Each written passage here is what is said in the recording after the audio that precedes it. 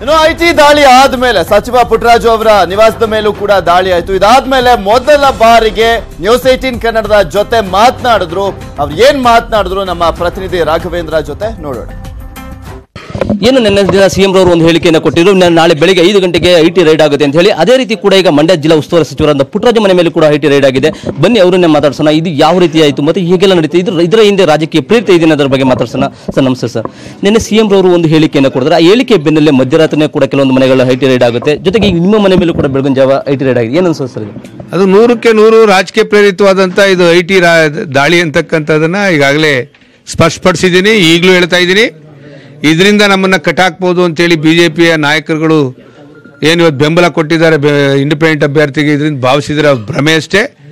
ಇವತ್ತಿಂದ ನಿಜವಾದಂಥ ರಾಜಕೀಯ ಇವತ್ತು ಈ ಜಿಲ್ಲೆ ಒಳಗೆ ಪ್ರಾರಂಭ ಆಗುತ್ತೆ. ಈಗ ಏನು ಸಿಎಂ ಪುತ್ರ ಈ ಒಂದು ನಿಖಿಲ್ ರವರು ಮಂಡ್ಯಕ್ಕೆ ಸ್ಪರ್ಧೆ ಮಾಡಿದ ನಂತರ ಈಗ ನಿಮ್ಮನ್ನ ಟಾರ್ಗೆಟ್ ಮಾಡ್ಕೊಂಡು ಇದನ್ನು ಮಾಡ್ತಿದ್ದಾರೆ. ಎಲ್ಲೋ ಒಂದು ಕಡೆ ಇದು ರಾಜಕೀಯ ಪ್ರೇರಿತವಾಗಿ ನಿಮ್ಮನ್ನ ಕಟ್ಟೆ ಹಾಕ್ಲಿಕ್ಕೆ, ಅಂದ್ರೆ ನಿಮ್ಮನ್ನ ಈ ಒಂದು ಕ್ಷೇತ್ರದಲ್ಲಿ ನಿಖಿಲ್ ರವ್ರನ್ನ ಸೋಲಿಸಲಿಕ್ಕೆ ಈ ರೀತಿ ಮಾಡ್ತಿದ್ದಾರೆ ಸರ್. ಇದರಿಂದ ನಿಖಿಲ್ ಅವ್ರನ್ನ ಸೋಲ್ಸೋದಲ್ಲ, ಅವ್ರಿಗೆ ಒಂದು ಕೊಂಕು ಆಗದ ರೀತಿಯಲ್ಲಿ ನನ್ನ ಪಕ್ಷದ ಕಾರ್ಯಕರ್ತರು ಮುಖಂಡರು ಈ ಕ್ಷಣದಿಂದ ಜವಾಬ್ದಾರಿ ಹೊರ್ತಾರೆ. ಇದರಿಂದ ಸ್ಫೂರ್ತಿ ಜಾಸ್ತಿ ಆಗಿದೆ ನಮಗೆ. ಸರ್ ಈಗ ನಿಮ್ಮ ಮನೆ ಮೇಲೆ ಎಲ್ಲೆಲ್ಲಿ ದಾಳಿ ಆಗಿದೆ, ಎಷ್ಟು ಜನ ಅಧಿಕಾರಿಗಳು ಬಂದು ಇದು ಮಾಡ್ತಾರೆ ಸರ್? ಬಹುತೇಕ ನಮ್ಮ ಜಿಲ್ಲಾ ಪಂಚಾಯತ್ ಸದಸ್ಯರು, ನನ್ನ ಸಹೋದರನ ಮಗ ಅಶೋಕ್ ಅವರು, ಅವರ ಸಹೋದರ ಶಿವಕುಮಾರ್ ಮೈಸೂರಲ್ಲಿ, ಹರೀಶ್ ಕುಮಾರ್, 3 ಮನೆಗಳ ಮೇಲೆ ದಾಳಿ ಮಾಡಿದ್ದಾರೆ. ಸರ್ ಈ ದಾಳಿ ಹಿಂದೆ ಜಿಲ್ಲೆಯ ಪ್ರಭಾವಿ ಮಾಜಿ ಸಚಿವರು ಸೇರಿದಂತೆ ಅನೇಕರು ಕೂಡ ಇದು ಹೊಂದಿದ್ದಾರೆ. ಜೊತೆಗೆ ಪಕ್ಷೇತರ ಅಭ್ಯರ್ಥಿ ಕೂಡ ಬೆಂಬಲ ಇದೆ ಅನ್ನೋ ಮಾತುಗಳು ಕೇಳ್ಬರ್ತೀವಿ. ಇದ್ರ ಎಷ್ಟು ಬಹುತೇಕ ಯಾರ್ಯಾರ್ದು ಇದೆ ಅಂತಕ್ಕಂಥ ಬಂಡವಾಳನ ಈಚೆ ತೆಗಿತೀವಿ. ಈ ಕ್ಷಣದಿಂದ ನಮ್ಮ ಕಾರ್ಯಕರ್ತರು ಮುಖಂಡ್ರೆ ಅವರೇನು ಹಿಂದೆ ಪ್ರಚಾರಕ್ಕೆ ಹೋದ್ರೆ ಮುಂದೆ ಯಾವ ರೀತಿ ದುಡ್ಡು ಹಂಚ್ಕೊಂಡು ಹೋಗ್ತಾ ಇದ್ರು, ಆ ಕ್ಲಿಪ್ಗಳೇನಿದೆ ಅವನ್ನ ಬಯಲು ಮಾಡಿ ಇನ್ನು ಮುಂದೆ ಅವ್ರಿಗೆ ಸರಿಯಾದಂಥ ಶಾಸ್ತಿ ಮಾಡ್ತಕ್ಕಂಥ ಕೆಲಸ ಆಗುತ್ತೆ, ನಮ್ಮ ಕಾರ್ಯಕರ್ತರು ಮಾಡ್ತಾರೆ. ಸರ್ ಕೇಂದ್ರ ಸರ್ಕಾರ ಅಧಿಕಾರಕ್ಕೆ ಬಂದ ಮೇಲೆ ಏನು ಇಡಿ ಇದೆ ಅಥವಾ ಐಡಿ ಇದೆ ಇವೆಲ್ಲದರ ದುರುಪಯೋಗ ಪಡ್ಕೊಂಡು ಯಾರ್ಯಾರು ಆಗಲ್ಲ ಅವ್ರನ್ನೆಲ್ಲ ನಾಯಕರ ಮೇಲೆ ಈ ರೀತಿ ದಾಳಿಗಳು ಪದೇ ಪದೇ ನಡೀತಾ ಇದೆ, ಕೇಂದ್ರದಲ್ಲಿ ಇರ್ಬೋದು ಅಥವಾ ರಾಜ್ಯದಲ್ಲಿ ಇರ್ಬೋದು. ಈ ರೀತಿ ಅದನ್ನು ಏನು ಸಂದೇಶ ಕೊಡ್ಬೋದು ಸರ್? ಈಗ ರಾಜ್ಯದಲ್ಲಿ ಒಂದು ಇದಿದೆ, ಕೇಂದ್ರ ಮತ್ತು ರಾಜ್ಯ ಸರ್ಕಾರ ಆಡಳಿತ ಇದೆ.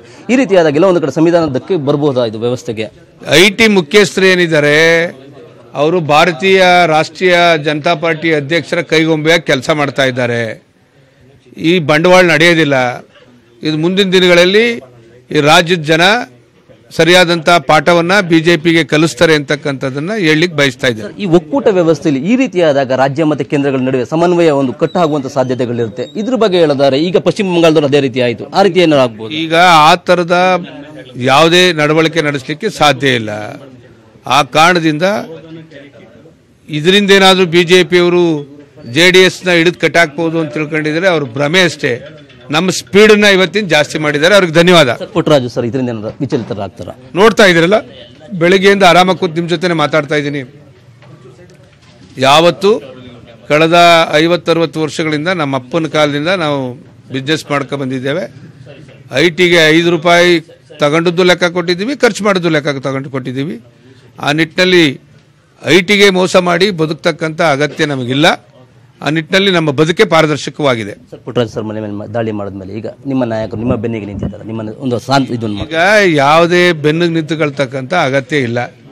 ನನ್ನ ಪಕ್ಷದ ಮುಖಂಡರು, ಕಾರ್ಯಕರ್ತರು, ನಮ್ಮ ಹಿತೈಷಿಗಳು ನನ್ನ ಜೊತೆ ಇರುವಾಗ ಇನ್ನು ಅದಕ್ಕಿಂತ ಬಿಗಿಲಾಗಿ ಇನ್ನೇನು ಬೇಕಾಗಿಲ್ಲ. ಒಟ್ಟಾರೆಯಾಗಿ ಇದಿಷ್ಟು ಏನು ಉಸ್ತುವಾರಿ ಸಚಿವ ಪುಟ್ಟರಾಜು ಹೇಳೋ ಮಾತು. ಮಂಡ್ಯದ ಕ್ಯಾಮರಾ ಪರ್ಸನ್ ಮಧು ಜೊತೆ ರಾಘವೇಂದ್ರ ಗಂಜಂ, ನ್ಯೂಸ್ 18 ಕನ್ನಡ.